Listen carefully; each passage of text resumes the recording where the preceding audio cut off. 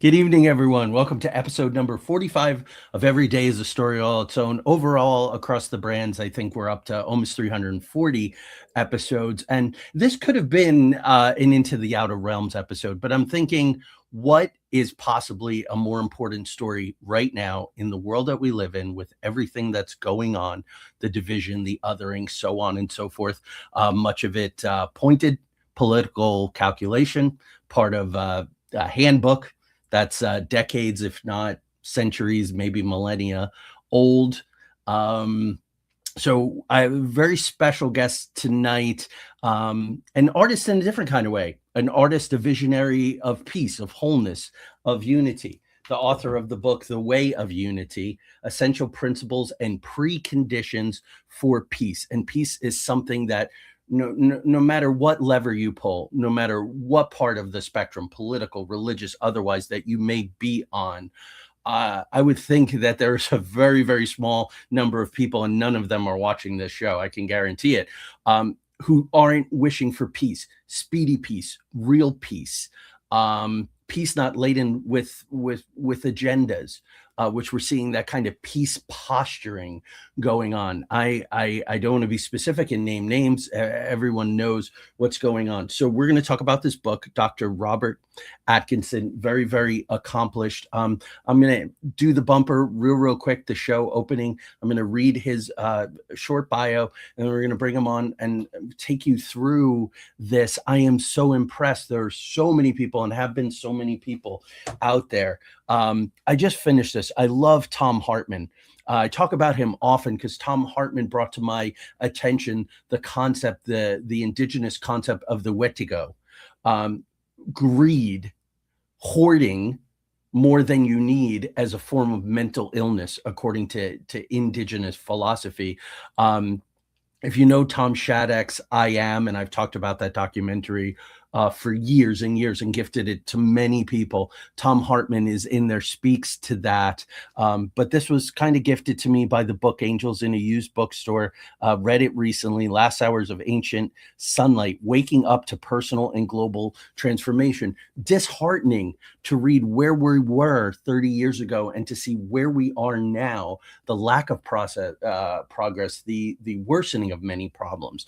So I want to give Dr. Atkinson the stage tonight for about an hour to really talk about what goes into this book, where it comes from, what it means to all of us, and most importantly, how can we get involved?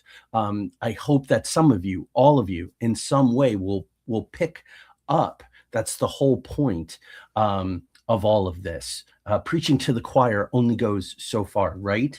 We need a critical mass for change. So welcome to those watching tonight. Thank you all. Ron in Arizona, nice to see that you made it. Terrific. Good evening to you, Joe. Good evening, everyone. So let's roll the bumper.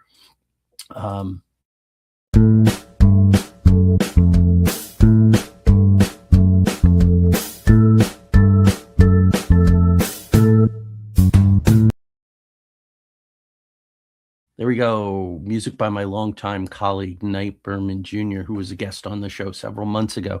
Robert Atkinson, PhD, is a developmental psychologist, educator, and award-winning author whose work bridges storytelling, transformation, and unitive consciousness. His latest book, The Way of Unity, Essential Principles and Preconditions for Peace, published just last year, invites readers to embrace the unitive wisdom guiding our collective evolution toward harmony and wholeness. He is the author of 11 other books, including The Story of Our Time, Our Moment of Choice, and A New Story of Wholeness. And he is the founder of the One Planet Peace Forum, which I will ask him about tonight at the end of the show. So please welcome to the show, Dr. Robert Atkinson. Good evening, Doctor. Joey, great to be with you. Thank you. Thank you. So thanks for the intro there. Oh, you're quite welcome. So let's start with some context. Why would someone undertake work like this? Mega work, big vision work. I saw in reading your bio and going through your press kit and all that you were born on the very day that the U.S. dropped the atomic bomb on Hiroshima. You went to college during the Vietnam War. How did these events and similar big mega world events in your life shape your path towards doing this work? Yeah, that's a great place to start. And just wanted to mention you started off mentioning Waitaha, and I just wanted to say that really fits very well with what we're going to talk about tonight, because Waitaha is really the indigenous perspective, which is all about the way of peace. So there's a direct connection there to what we're going to be talking about, and it was very, very nice that you brought that in. But yeah, I was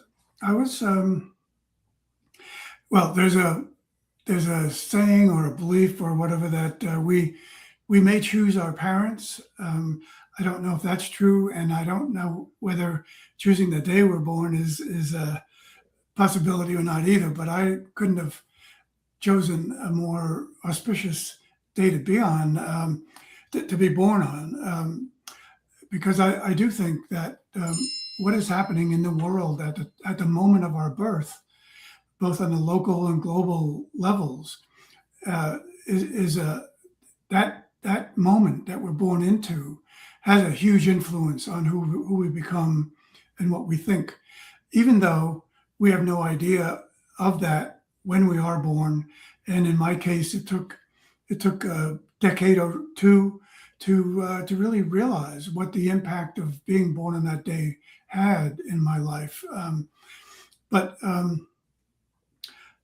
I do over the years, and I'll catch us up to that. But I have taken on a holistic perspective on all things, and that's pretty much to account for the role that all aspects of life, society, and culture have on us. But in my particular case, I was born on that day that you referred to, and it really was well into my adult life before I realized that my entire life has been a subtle quest to find an elusive peace, both inner and outer. I didn't remember the story that my mother told about my birth until there came a time in my own life experience when I could explain it. So the atomic bomb was dropped on Hiroshima, and that turned a world at war into a nuclear village. And as everyone hoped, into a world at peace. But that was really a conflicted moment of devastation, destruction, pain, and loss as never before experienced. That led to immediate protests of nuclear weapons, and at the same time prompted spontaneous celebrations for the promise of world peace. So the story that my mother told, what of the day I was born, was that parades of celebration filled the streets the day you were born. And of course, it didn't have anything to do with me. It was because of that particular day. But it took me well into college.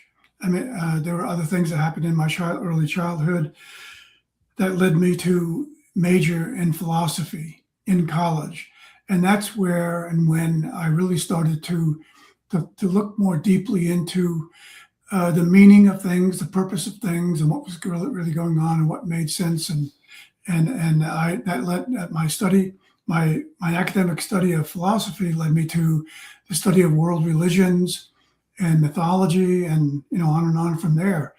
But when I became really conscious of that thread in my life of seeking an elusive peace, both inner and outer, gradually I began to take on uh, activities and writing projects that focused more and more on that theme. And so my 2017 book, The Story of Our Time, is relative to that, and my other book, 2022, A New Story of Wholeness, is. But all of that evolution in my own thinking and developing a way to find my own voice around that has come to fruition with this 2025 book, The Way of Unity, that we'll be talking about. All right, thank you. I just want to mention that's a provocative thought about. I've done some research and some field work on whether or not we pick our parents. That's a topic for another time. But I was born on the day that Richard Nixon was born. And so much of Yeah. Richard Nixon was elected president. I'm sorry, November 4th, 1968. And Uh-huh. so much of my career has been unpacking abuse of power and corruption and paranoia and the things that we're looking at weirdly today. So that was very provocative. So your vision for world peace in the title, of course, centers on unity and wholeness. Now, so many people will come back and say, "Oh," especially we're in a very weird world here where no matter what you say, someone's attacking it. But a fear of homogenization, white privilege, settler colonialism, all these touch tone words. And I'm not going to ask you to defend because you do it beautifully. You talk about unity in diversity, transcending the us and them. Why is that so important to you? And how does that start the conversation? Yeah, that's good. So there can't really be, when when we think about it, there really can't be unity without integrating all of the diversity that does exist in all the parts as well as in the whole itself. So that's a given for me that um, it's actually, and I talk about this in the book as well. The concept and the principle of unity and diversity is very evident in from the moment of creation and the whole evolution of the universe. It's totally evident there, and in the way biologists and others have and developmentalists have looked at the human body. We know that there is an incredible amount of diversity within the universe and also within the human body as a example of as above, so below. And when we think about that, our origin having come from a state of unity and recognize, as we all do now, we recognize that we're in the midst of something very different than what was created for us at the beginning. We're in a period of, and this is why I felt the time was right for this book. One of the things that this world seems to need most right now is a strategy to bring a divided humanity together, a way to realize a collective harmony that will lead to planetary flourishing. And that's really how the book came into being, and how it offers a vision of a universal spirituality, social action, and community building, how they converge to form a framework for peace building. So it's totally about, as you said, it's about bringing the concept of unity and diversity into becoming a reality that everyone understands, acknowledges, and lives according to.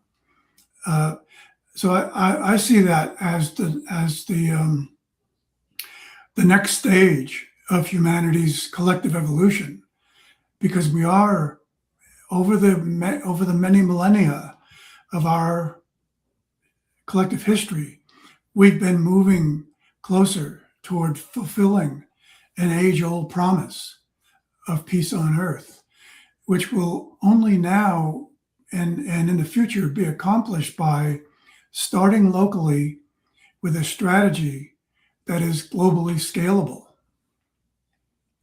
Excellent. So a globally scalable strategy. I so appreciated having read Tom Hartman's books and other books that have been published really with these kind of theories. You make no pie in the sky proposals. You offer no platitudes.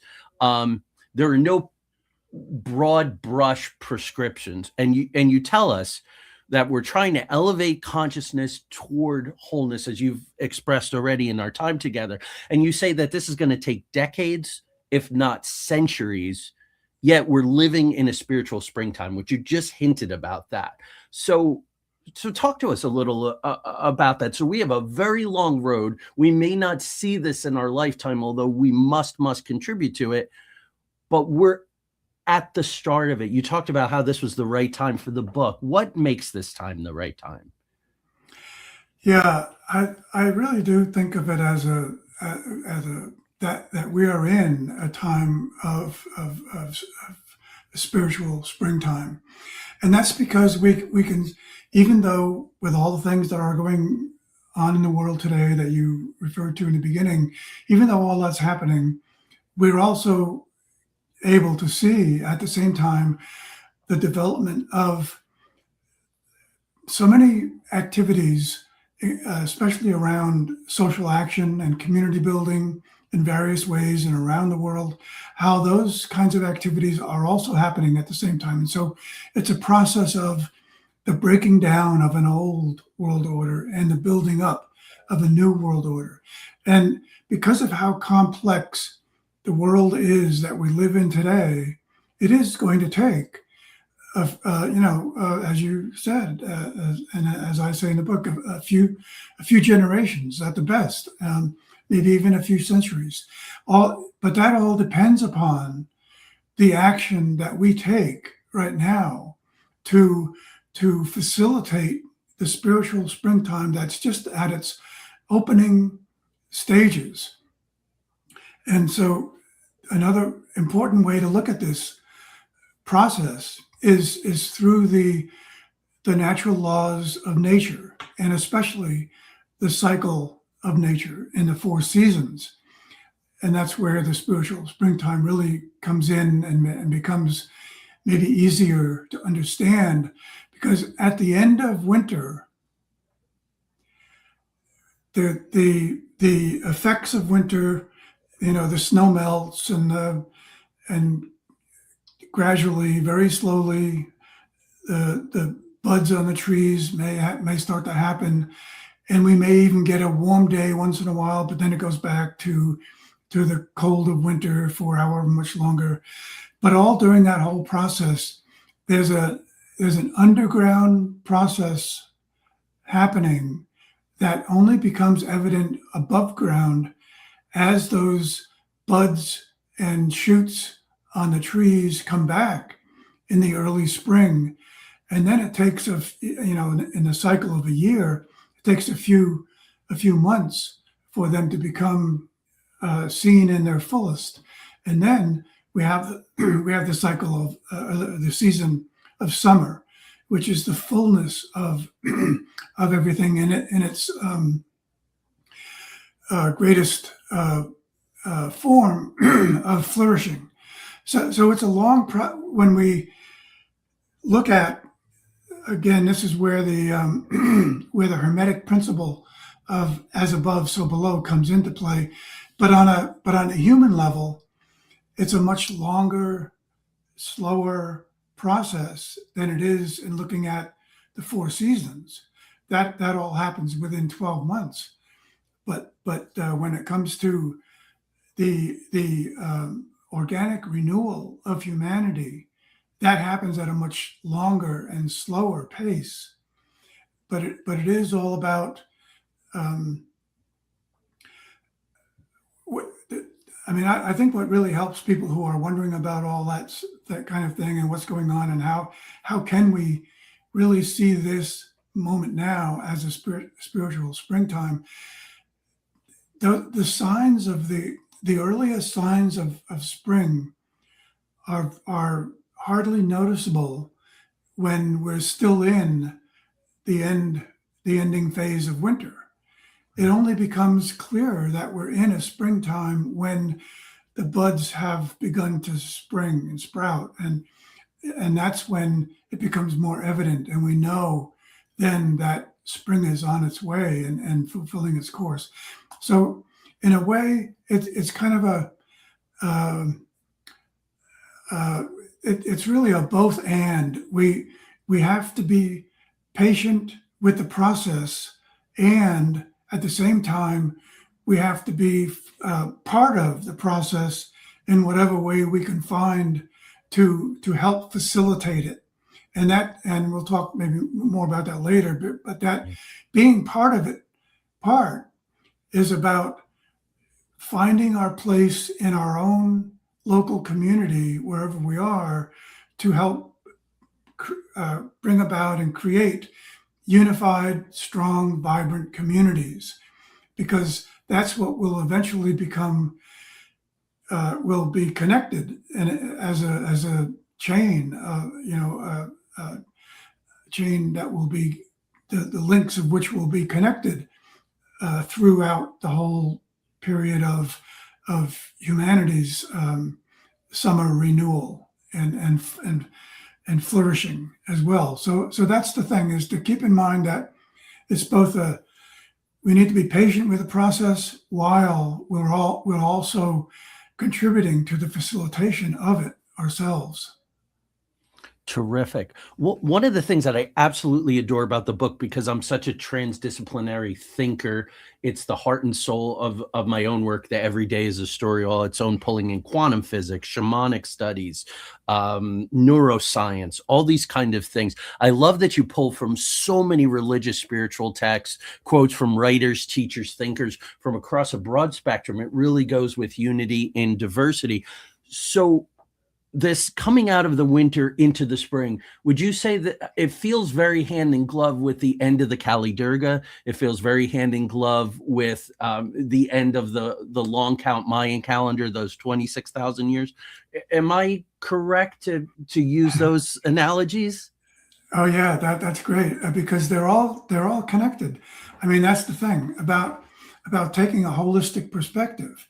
When we can see the creation as a whole, and then look at all the parts, like those that you just mentioned, in the context of the wholeness of it all, we know that, or we can understand better that all of those parts, like the ones you just mentioned, they are part of the whole in a little different way than all the other parts. I mean, just and think of the human body again.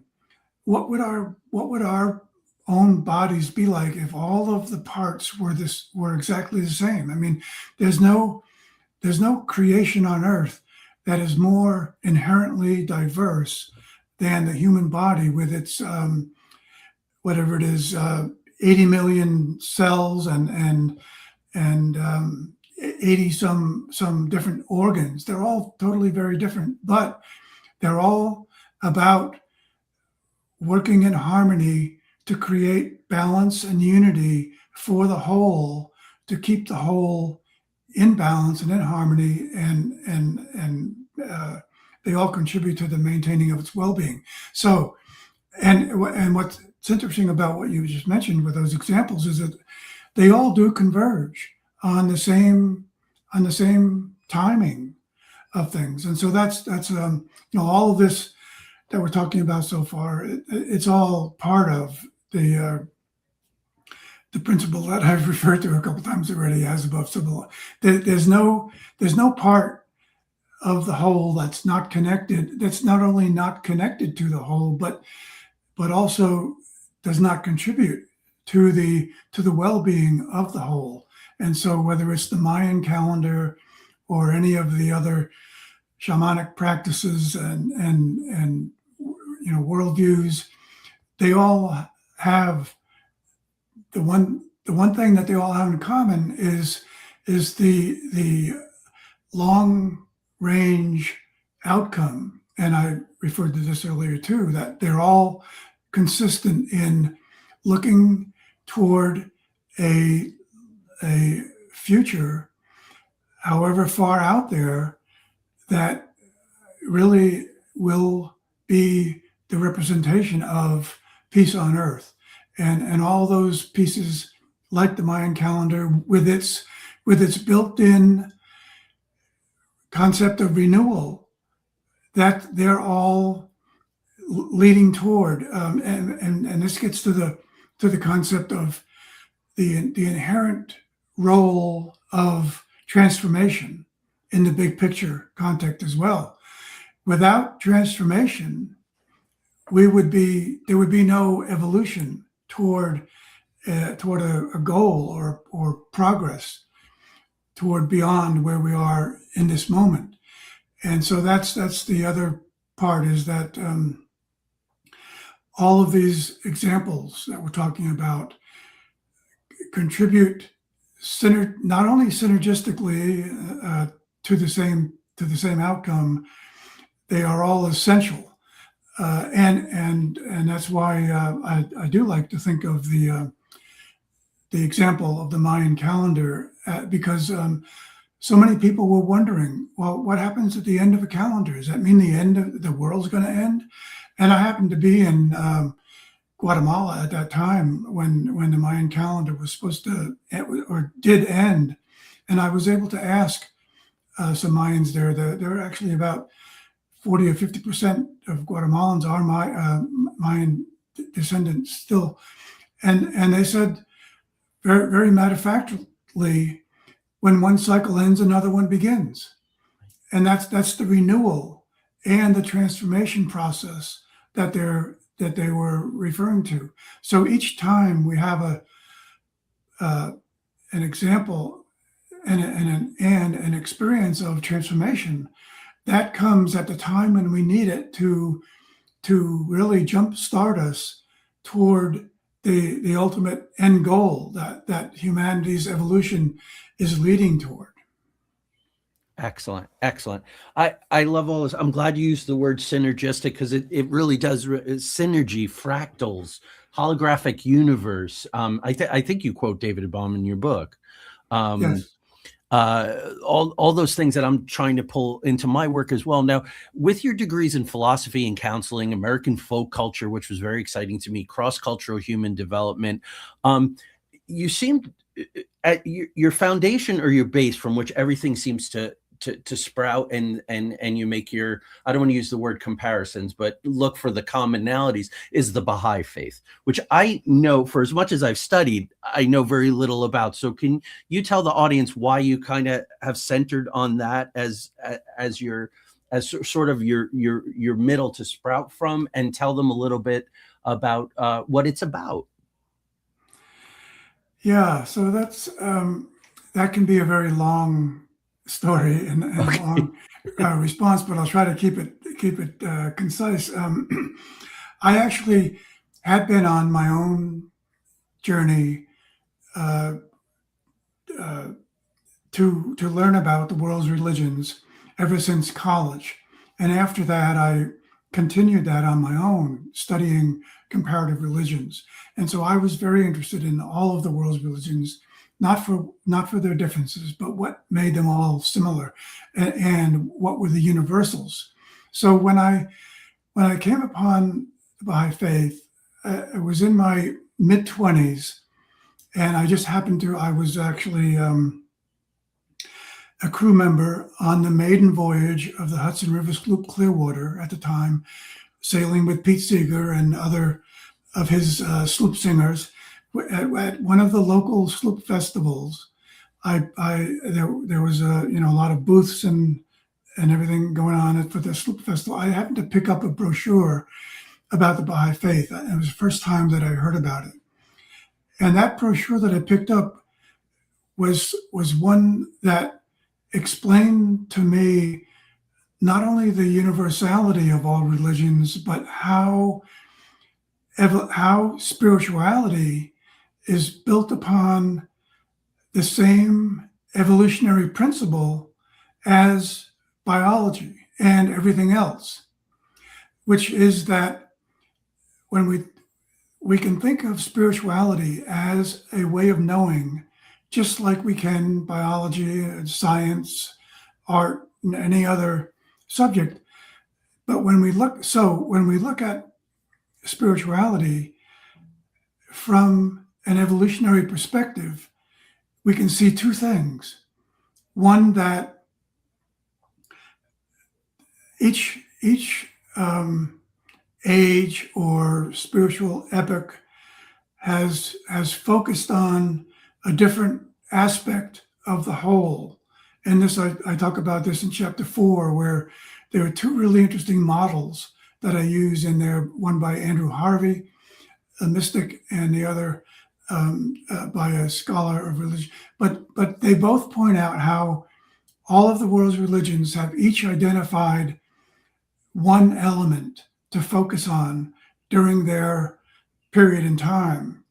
And so the Baha'i Faith is the most recent that came into being in the mid-19th century through the revelation of Baha'u'llah, who was the prophet from Persia, which is now Iran. And the essence of Baha'u'llah's revelation is just that spirituality and religion are also following a process of evolution.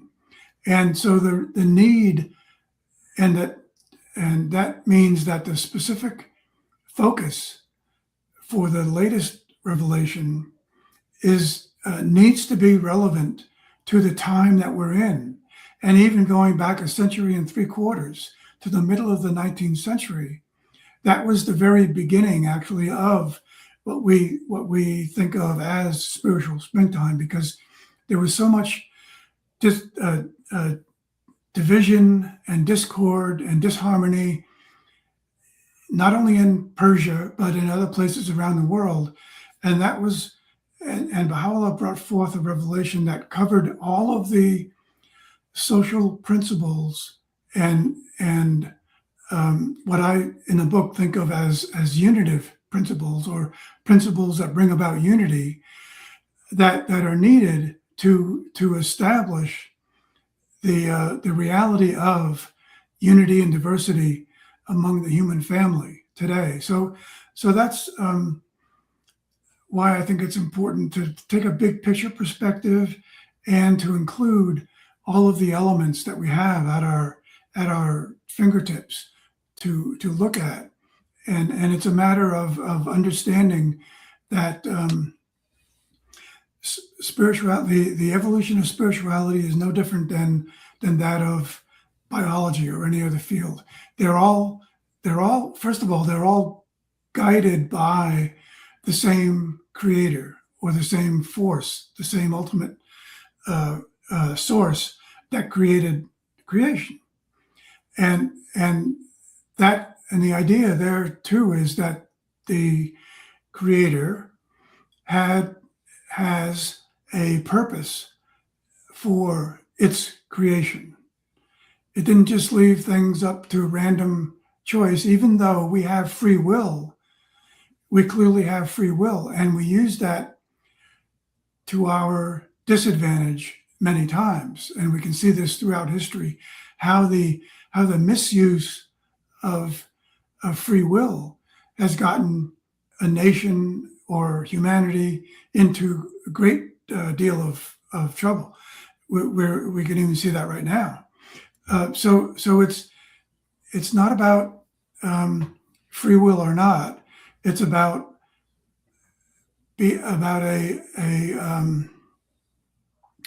a creation having been created in the very beginning with a purpose, and giving humanity a choice for how and when it decides, through its own conscious will, when they're going to be ready for the promised peace on earth. So it's a matter of choice, really. That's all it comes down to. And as we know today, there are many people that are not ready to make that choice that would fulfill the promise of all of the sacred traditions of the world. Right. Thank you. So we're just past the bottom of the hour. So I want to use the rest of our time together to talk specifically about some of the principles in the book, which it's a whole book, so you can at least touch on them a little. But let's start with the trinity of unitive principles. How does wholeness, evolution, and consciousness, how is that the trinity of unitive principles? Yeah, that's really really an important one too. So I do have a chapter on that, and I go into quite a bit of detail on what the principle of evolution is, I go into a lot more detail in the chapter than I just did about evolution. Same for the consciousness principle and the wholeness principle. But the thing, just to kind of give you the short answer first, anyway, when we understand all of each of those three primary principles and we put them all together, we come up with a meta principle that I think of as consciousness evolves toward wholeness and unity. That's the essence of all three of those principles. Each one has their own principle, and the book goes into a fair amount of detail of what each one of those means. But the end result of all three being integrated as they are in the creation is that consciousness evolves toward wholeness and unity. And so that's both a meta principle and a goal that we can first understand, and then, as the book goes on to describe, we can identify for ourselves what I refer to as the unitive principles, or principles that bring about unity. We can identify those and apply them in our lives to bring about the realization of that meta principle. We can direct our consciousness toward the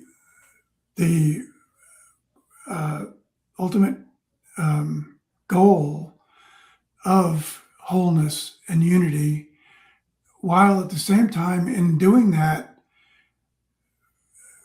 fulfill the way in which and the reason for which the creation was originally created in the beginning. Because wholeness and unity are, along with harmony, balance, and peace, they're all essential elements of the creation itself.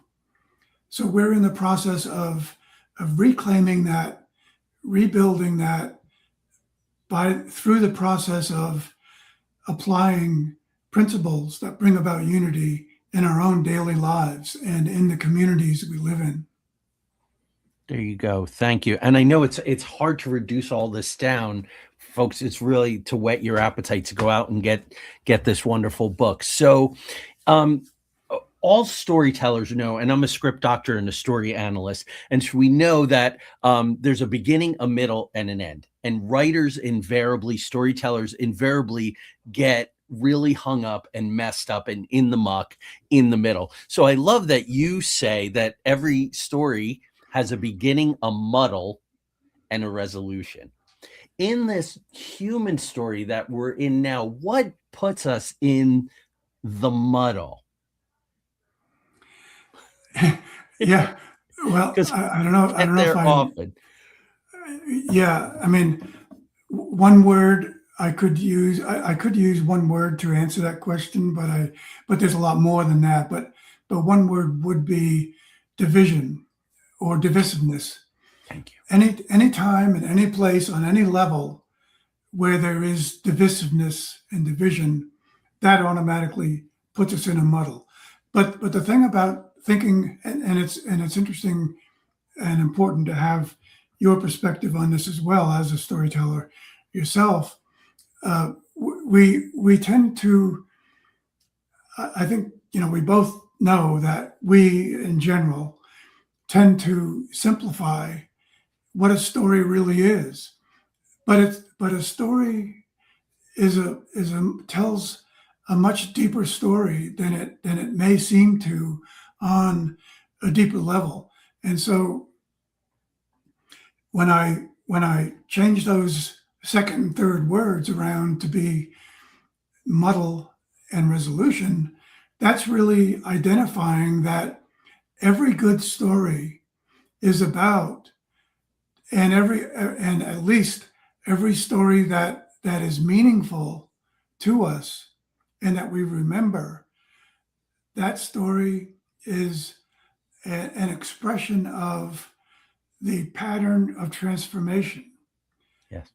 Not only a beginning starts us off on what many think of as the call to adventure, but that call to adventure is what leads us into what Joseph Campbell and others call the road of trials, which I refer to as the muddle, because the muddle is the conflict that we become faced with after we've begun that journey, and it's a conflict that we are faced with because we have to figure out a way to resolve it. And so the only time and way we get out of the muddle is when we find or recognize a resolution for it. And so that means that there's a pattern and a cycle to everything in creation, including stories, from sacred stories to myths to fairy tales, and our own life stories as well. I think it's really, really important, and I wrote another book on this. It's really important to think of our own life stories as a series of repetitions of that cycle of beginning, muddle, and resolution. If we can identify that pattern in our own lives, we're not only identifying a pattern, we're identifying a process of transformation that has brought us to a new and more aware place than we were before we started, and especially when we were in that muddle that led us to the result. So we can see the same thing, that pattern, on both the personal level and the collective level. So we're in the midst of a collective story right now, which is necessary for our collective transformation. And there's no better uh, moment to experience this in than right now, where we are all really, in one way or another, crying out for the need for a resolution to our collective muddle that humanity is in, and so what all of that is really about is the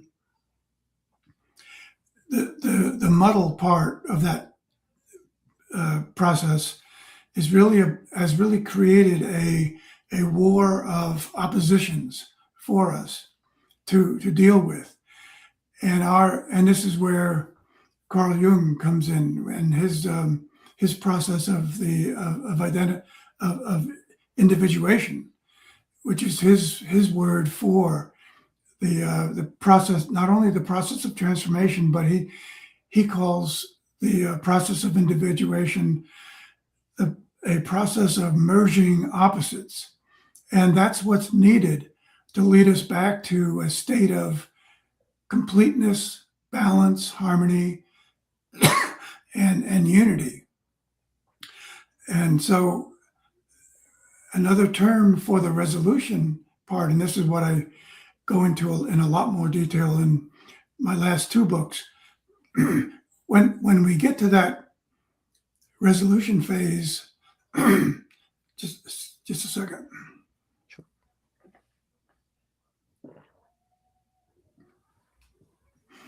When we get to that resolution phase of that process of transformation, that is ultimately returning us to our innate state of wholeness.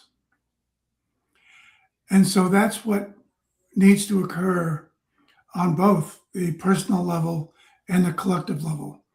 By going through the muddle, by merging the opposites that exist in the world today, that will bring us back to a place where we can reclaim our inherent collective wholeness way back at the beginning of creation, that existed way back in the beginning of creation. So that's it. So that really, when you look at a story on a simple level or a deeper level, like I was just describing, that's really a universal pattern. It's found as Joseph Campbell made clear in his work by looking at the world's myths. That's really describing a universal pattern. Every culture in the world has stories that follow that pattern of transformation. Thank you. Thank you for all of that. I don't I want to pass it back to you as quickly as possible, but I do want to unpack some of that. So thank you for mentioning Joseph Campbell. Absolutely essential, seminal to my own career and my own work. Of course, the hero's journey, which isn't one journey, or we all probably live a meta journey, but it's a series, like you said, initiation, separation, return, and we do it over and over again. If we're really living a true, authentic life, we're doing a lot. We're doing it often, and sometimes it's overlapping in different areas of our life. Thank you for that. I love too that you bled it down to one word, divisiveness, because as writers we pack the middle, the muddle, with divisiveness. The hero takes one step forward, he gets pushed back 2 steps, he has to get himself back together, he's separated from his allies, he's made to distrust his allies. You hit an incredible amount of notes there, and it's wonderful that you and I have worked such divergent paths, but we're working from the same material. We're from the alchemical cauldron. Speaking of which, I've come to believe that really the essence of that muddle is the gap. It's where we are and where we want to be. And the arc of the character through the transformation, getting that elixir and all the rich things in the hero's journey, is closing that gap, getting closer to where we want to be, becoming instead of just being. If we're just being, there is no story, there's no arc, there's no movement, there's no circle travel. So I just wanted to kind of bleed that down. So thank you for all of that. There's a question that I'm going to wait, I think, as a button. Rather than ask about all of these collectively, I'm going to lay them out. And what I'm going to ask you is, what was your process for developing this framework? So you have in the book, and folks, for the details, you're going to want to get the book and you're going to want to read it and study it. You talk about 7 candles of unity, which are thought, political realm, freedom, religion, nations, races, and language. And then 9 unitive principles, which are the preconditions for peace, which are consciousness, education, relationships, justice, economics, global development, language, narratives, global government. How long did it take you to come up with this framework, to group these things, and kind of what was the process to do it? Yeah, great. It was it was a gradual process from that pretty much started with my 2017 book, The Story of Our Time, and evolved from there. But so in 2023 or 4, I guess, I started putting all of this together in a little different way than I had in The Story of Our Time. And I wanted to say first, though, as a preface to that fuller answer, is that what I really would like everyone to know about The Way of Unity as a book is that it offers a unitive worldview that provides hope, optimism, and encouragement for a divided humanity. So that's the first thing. It was really, the book was meant to be sort of an antidote for that malady, really. And so the book invites us to imagine a world where every person feels seen, valued, and connected, a world guided by cooperation, compassion, and partnerships. And that may sound like a vision of a long promised future, and it is. But to get there, we must walk a very practical path every day of our lives. And this is where the book also comes in part 3 of the book. Mostly, it helps us discover something greater than ourselves. The book helps us and gives us a little glimpse of a growing, expanding, organic renewal process that is aligned with evolutionary forces. And so the way I came about this and put it all together was I really saw, as the book is laid out, I saw 3 parts, and this is I can really summarize that really quickly too. The first part of the book is, and actually these would be what I would think of as the 3 key takeaways from the book. They are very straightforward and practical. The first is that, and this is the first third of the book, addresses the natural order of the universe is wholeness, unity, and peace. Then the second third of the book looks at how there are unitive principles, or principles that bring about unity, that reflect and sustain this wholeness and peace. And then the third part of the book explores briefly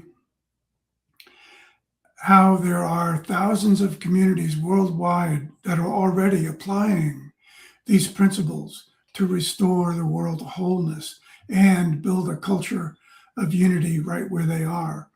So those are the 3 parts of the book, and I kind of thought that it would be really helpful to start with a big picture framework and context, and then follow that with the principles that we need today to identify and reclaim that original wholeness and unity. And then the third part, I thought it was really essential to provide some examples of how this is already happening in the world. Right. So that's, yeah, and that gives us hope, and I want to come back to that. You had mentioned something that I neglected. Well, just this 3 parts, right? Which is the 3-act model, which is separation, initiation, return, which is beginning, muddle, and end. I love that. I'm going to be using that with my clients. It's a muddle. Keep in mind that the middle is a muddle. And the end is the resolution. Yes, which is nice. And the French denouement, the coming together, the resolving. So Right. you could easily change careers and make a living as a storyteller, a script analyst, a script doctor if you wanted to. As if you're not busy enough with what you're doing. But you also talked about this coming together of opposites, which I love, because that's also a notion of a triad. My storytelling book, Every Day is a Story All Its Own, the subtitle of the first edition was a triadic approach to storytelling, because I believe the way to meld those binaries, those dichotomies together, is to use a mediator. A third, it creates something new by bringing them together. It takes out that divisiveness, and it brings us to the revolution. I love the French word denouement for resolution, because it's tying together, literally, the French, to tie it all together, to unify it. So I love that. Also, too, I talk a lot about communication, community, collaboration, and communion. And you have now introduced me to a 5th C, which in the 2nd edition of my book, I'm going to be quoting your book, and of course, giving full credit in bibliography and footnotes. Consultation. So I love that. So communication, community, collaboration, communion, consultation. That is resonating for me so much. Why is the consultation part so important to this process? Yeah, great point. So the book, it's interesting that you're recognizing that this 3-part process that it's, it really is everywhere, and it's also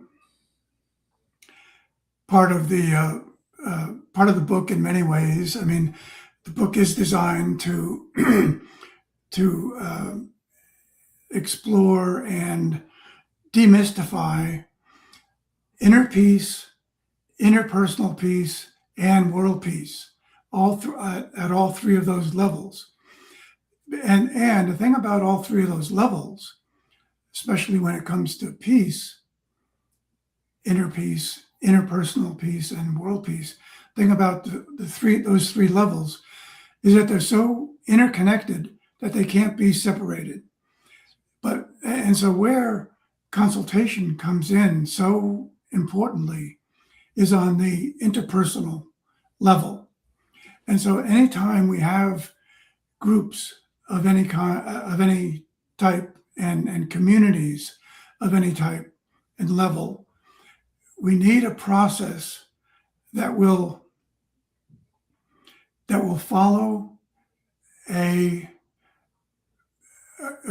process that is designed to bring about unity. And that's exactly the way consultation as a process is designed. And so when that process, I'll get to the components of that in a minute, but when that process of consultation is carried out in any group or community, that becomes the basis for social action that can be then brought into the community and bring about the flourishing of the community. And so consultation really follows what I also refer to in the book as a collaborative learning process. And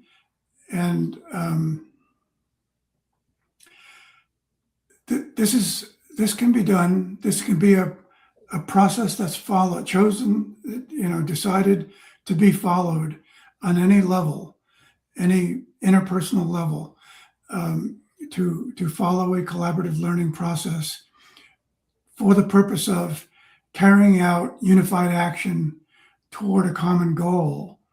And that process, I go into this in more detail in the book, but the process is characterized by the stages of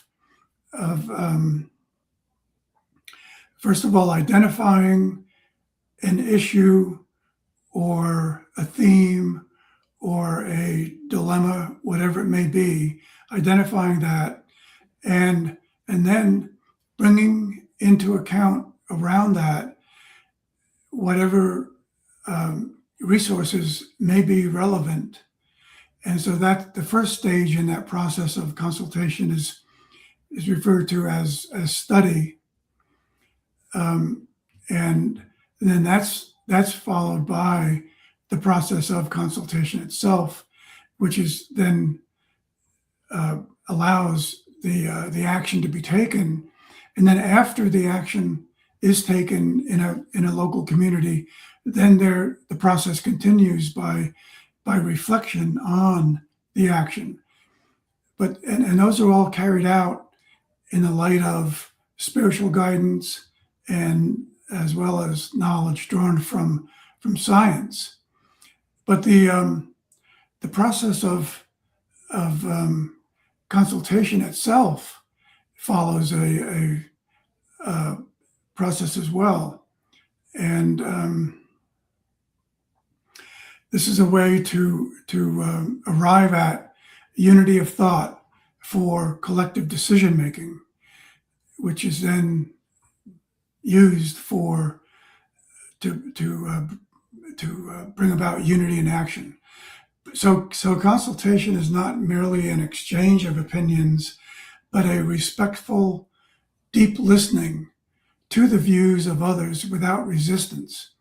And so that process of consultation, getting a little more specific here about the process, it involves, as I mentioned, identifying the spiritual principle directly related to the problem or issue that is being consulted on.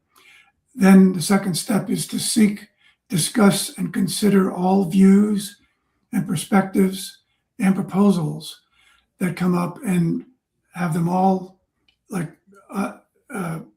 set on the table for all to see and consider and be weighed equally by all members of the group.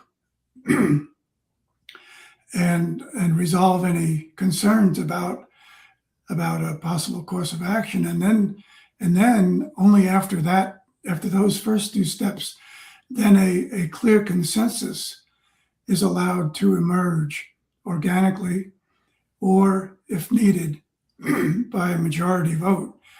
That it's often not needed at that point in the process. And then once that consensus arises, then plans for that decision to be carried out are devised, and including plans for a future consultation on a process for review and reflection and learning from the course of action that's taken. So that can become a repeatable process over and over. Each time social action is taken, steps closer and closer to complete the complete unity of the community can be achieved in that way.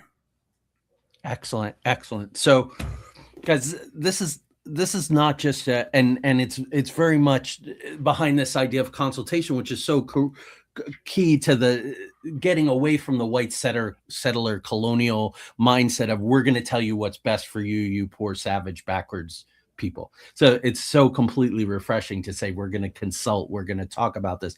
And so many of the social sciences, from the academic perspective, are really being so much more conscious of that, which is wonderful. So there's a study guide in here, which has a summation of each chapter, has a series of questions for fittingly enough for consultation, and an inspirational quote. Correct me if I'm wrong, but I think all the inspirational quotes are from the Baha'i faith, if I remember correctly. Well, not from the from the study guide part, Yeah. most, yes, but throughout the book there are quotes from all sacred traditions.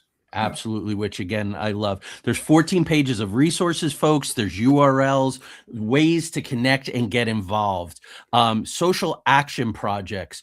Define those for us and tell folks, how they can get in touch with you or get involved in some of those social action projects. Well, yeah. As far as getting involved in social action projects, it's a matter of, in wherever you are in your own community or group, it's a matter of identifying what needs to happen, what's most important for the group or the community to look at and address. And so, going back to a point you made, the process is built upon and really seeks a diversity of opinion from all voices, and all viewpoints are welcome and encouraged and put on the table to be considered by all. So that's the first part of the process, is that the most diverse range of voices are what are looked for in the beginning. And this is especially true and becomes most important in communities that are diverse to begin with.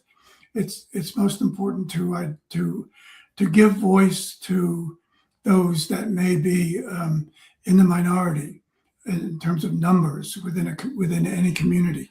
And one of the things that chapter 6 in the book does is that it provides a very brief profile view of communities worldwide, from Africa to Asia to South America, that are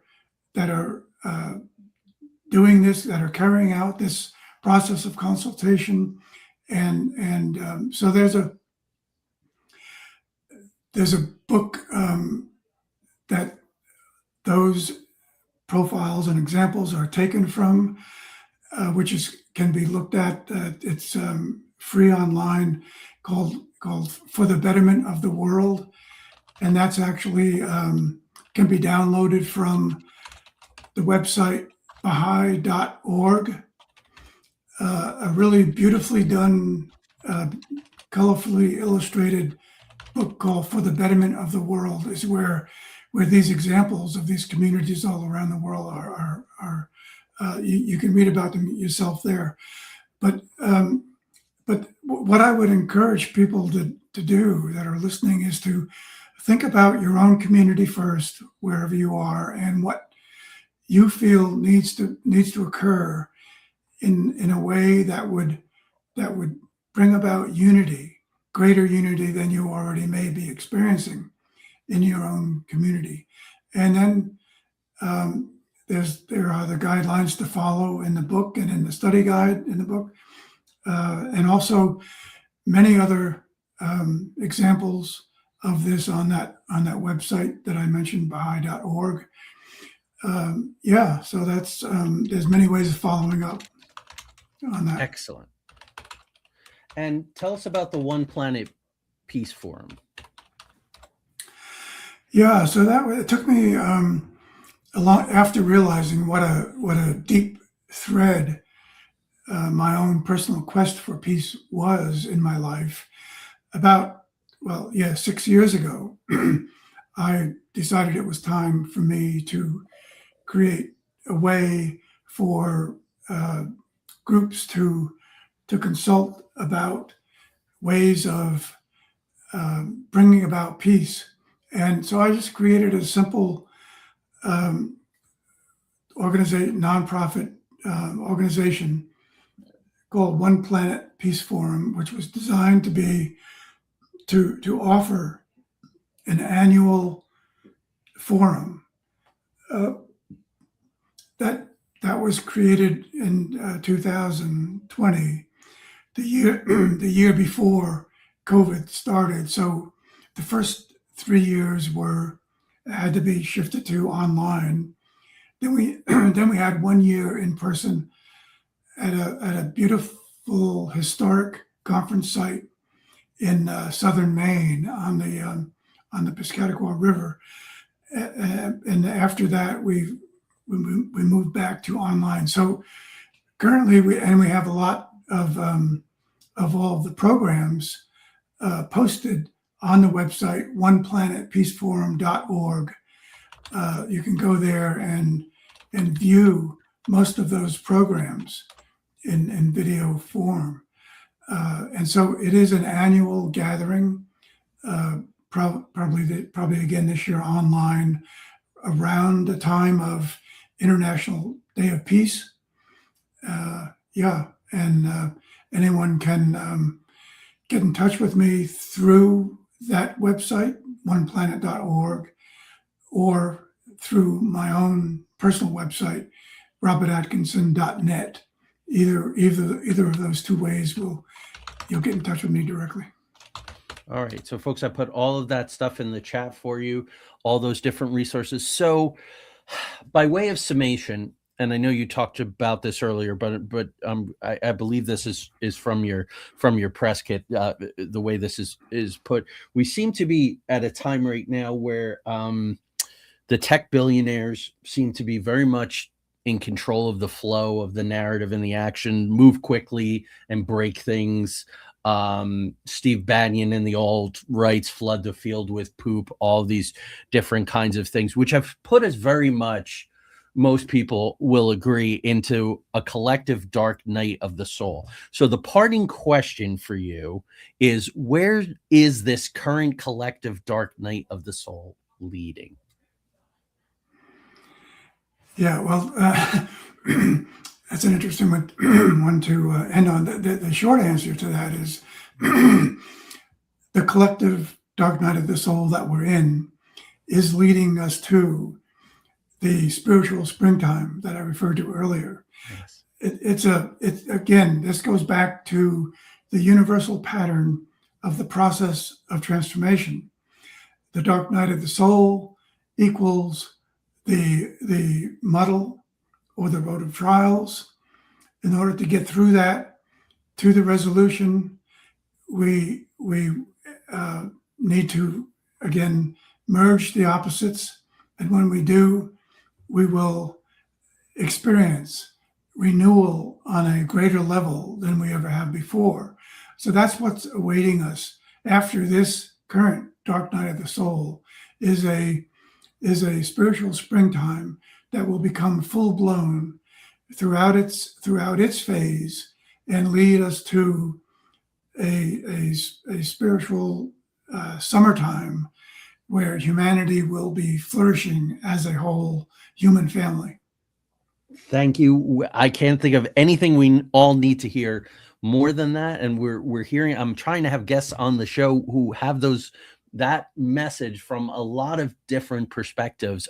Mary Medeiros, I don't know if you know her. She's part of Dia's family, who does the Akashic Records.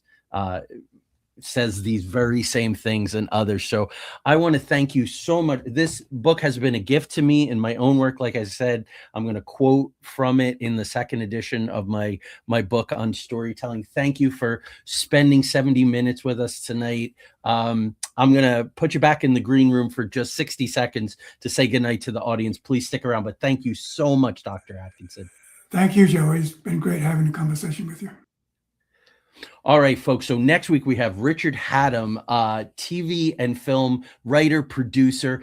Tanya and I have been watching Grimm from, I think, 2011, which we've been enjoying. He did The Lost Room, which I really loved. I believe that was on TNT. Of course, the writer of Mothman Prophecies, where it all started with him being this person who I watched his film 30 times and just got to meet him in September. We've been talking a lot. I would say we're on our way to becoming friends, certainly colleagues. He's going to be on the podcast. I was on his podcast, which should be dropping sometime in the near future. The week after that, very apropos, I'm going to talk about triads. I'm going to talk about merging the binaries. I'm going to talk about the 3-act model. I'm going to talk about beginning, muddle / middle, and end or resolution. As you can see, it's all story, which is why I take this transdisciplinary approach, why I had Dr. Atkinson on Every Day as a Story instead of on Into the Outer Realm. So I want to thank you all. Thank you for the great outpouring of support, interest, views, and all with Josh Stouts. I was just blown away by the numbers. It was absolutely amazing. I know he's a very humble guy and he's very pleased. And I never ask this. I'm asking it tonight because if you saw value in this message, and how could you not, please share this out. Please share it out, not for me and so that I can get likes and clicks and views and all that kind of stuff on my podcast. That's not what it's about. It's about sharing this message, which I hope you will agree was so cogent, passionate in the best ways. So please do that. And I will see you. Thank you all.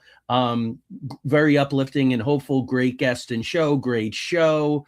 Wonderful show. Thank you. I'm sure Dr. Atkinson can hear all this. So thank you all. See you next week. And then coming up after that, before I go back on tour in the end of June, I have several visual artists who have been loving the experience of putting up their work, having them talk about it. It's been a great experience. Another writer of Westerns that I met at a writers conference years ago. Got great guests coming up for you. I'm very, very pleased with where the show is going and the interest we're getting. Thank you all so much. Namaste to you all. And I will talk to you soon. Peace. Be well. Keep your light. Keep your vibration high. Keep your light lit.